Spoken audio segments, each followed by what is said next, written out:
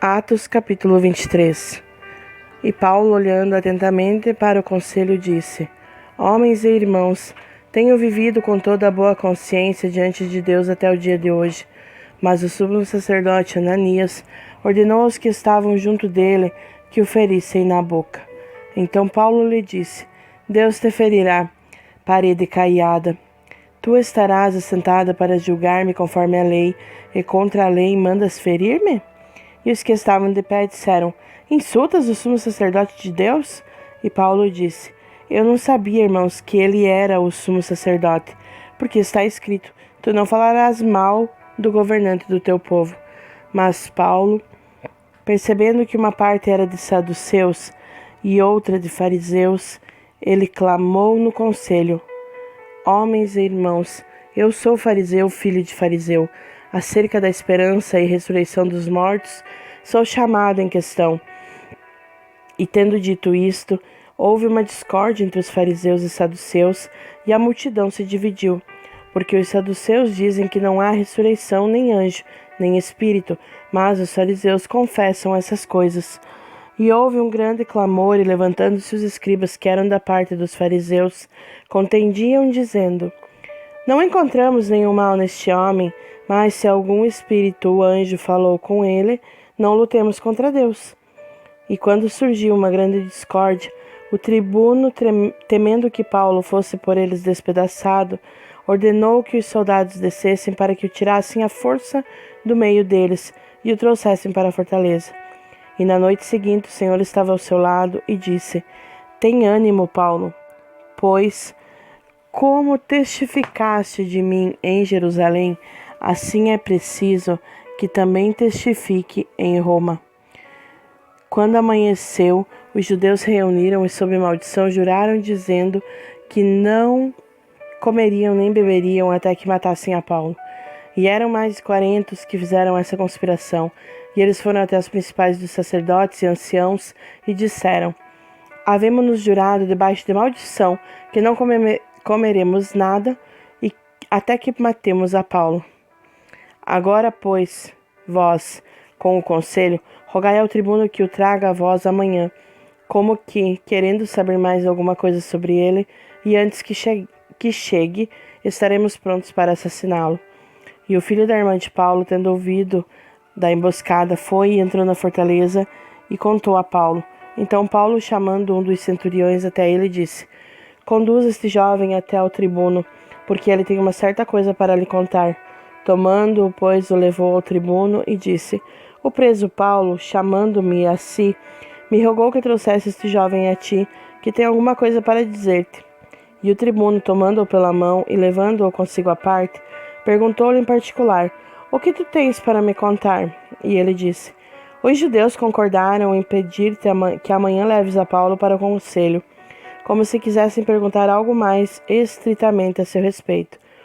Mas não te deixes convencer por eles, porque mais de 40 homens o espreitam, pois eles juraram debaixo de maldição não comerem nem beberem até que o matem, e agora estão preparados esperando a tua confirmação. Então o tribuno despediu o jovem, ordenando-lhe que a nenhum homem dissesse que lhe havia contado aquelas coisas. E chamando até ele 2 centuriões, lhes disse: Preparai 200 soldados para irem até Cesareia, e 70 cavaleiros e 200 lanceiros, na 3ª hora da noite. E providenciai animais para Paulo montar neles, para o levarem em segurança ao governador Félix.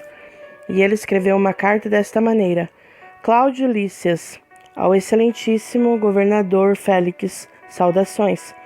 Este homem foi tomado pelos judeus, e estando prestes a ser morto por eles, sobrevim com a tropa e o resgatei, tendo entendido que ele era romano.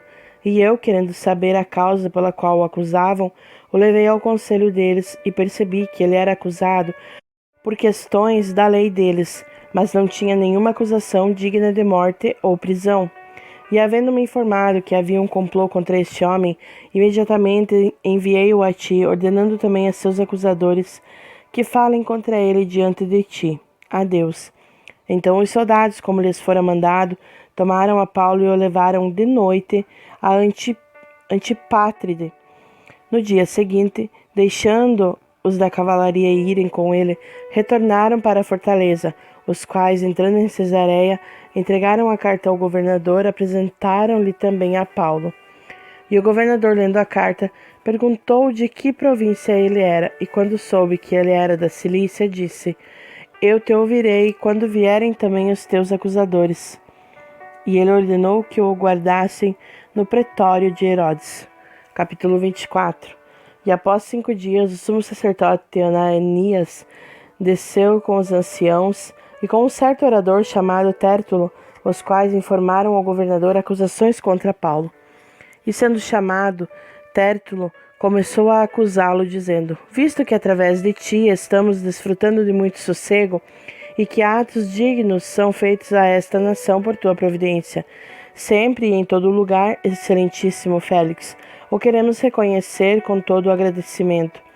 Mas, para não importuná-lo demasiadamente, suplico-te que não nos ouça com a tua clemência as nossas poucas palavras, porque temos achado que este homem é uma peste que promove sedições entre todos os judeus por todo o mundo, e um líder da seita dos nazarenos, o qual intentou também profanar o templo, e nós o prendemos e queríamos julgá-lo conforme a nossa lei. Mas o tribuno Lícias veio a nós e com grande violência tirou-o de nossas mãos, mandando os seus acusadores que viessem a ti. Examina-o tu mesmo e poderás entender todas as coisas das quais o acusamos. E os judeus também concordaram que estas coisas foram assim. Então Paulo, depois que o governador tinha acenado para ele falar, respondeu: Porque eu sei que tu és, há muitos anos, juiz desta nação. Sinto-me à vontade para me defender, porque tu podes saber que não há mais de 12 dias que eu subi a Jerusalém para adorar, e eles não me encontraram no templo discutindo com algum homem, nem incitando o povo, nem nas sinagogas, nem na cidade. Nem eles podem provar as coisas de que agora me acusam.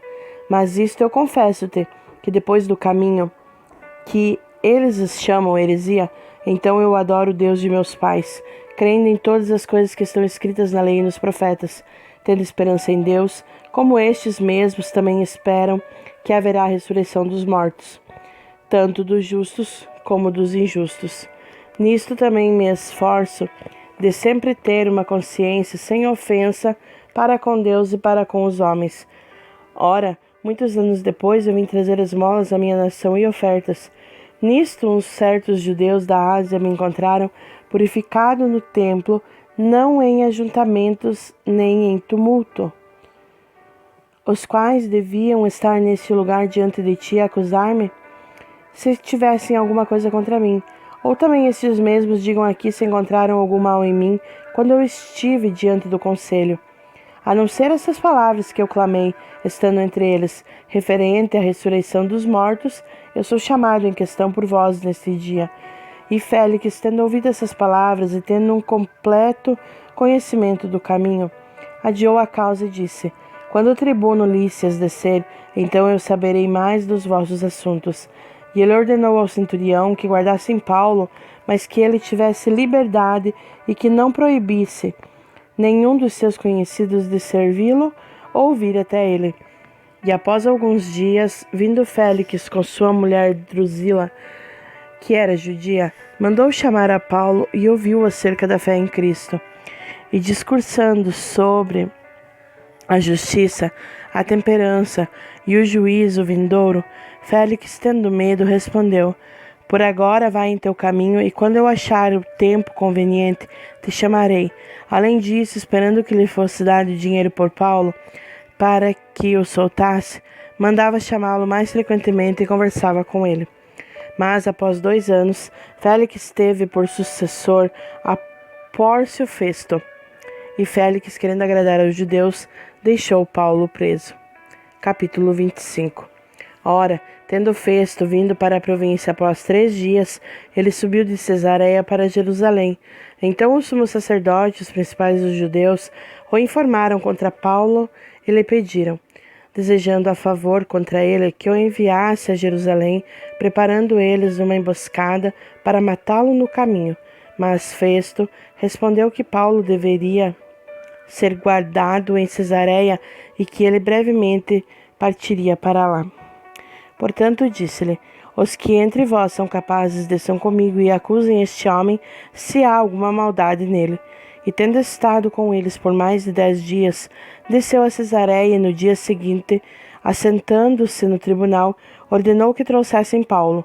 E tendo eles chegado, rodearam-no os judeus que haviam descido de Jerusalém, trazendo muitas e graves acusações contra Paulo, as quais eles não podiam provar. Mas ele respondeu por si mesmo: eu não ofendi coisa alguma contra a lei dos judeus, nem contra o templo, nem ainda contra César. Mas Festo, querendo comprazer aos judeus, respondendo a Paulo, disse: tu queres subir para Jerusalém e ser julgado por essas coisas ali diante de mim? Então Paulo disse: estou perante o tribunal de César, onde convém que eu seja julgado. Não fiz mal algum aos judeus, como tu muito bem sabes. Porque, se sou um ofensor ou cometi alguma coisa digna de morte, eu não me recuso a morrer. Mas, se nada há das coisas que destes me acusam, nenhum homem pode me entregar a eles. Eu apelo a César. Então Festo, tendo conferenciado com o conselho, respondeu: tu apelaste para César? Para César irás. E após alguns dias, o rei Agripa e Berenice vieram a Cesareia para saudar Festo.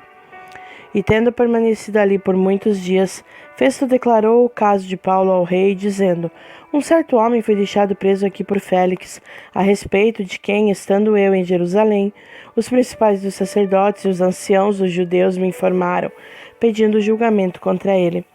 A eles eu respondi que não é costume dos romanos entregar algum homem à morte antes que o acusado tenha seus acusadores face a face e tenha autorização para responder por si, mesmo acerca do crime apresentado contra ele.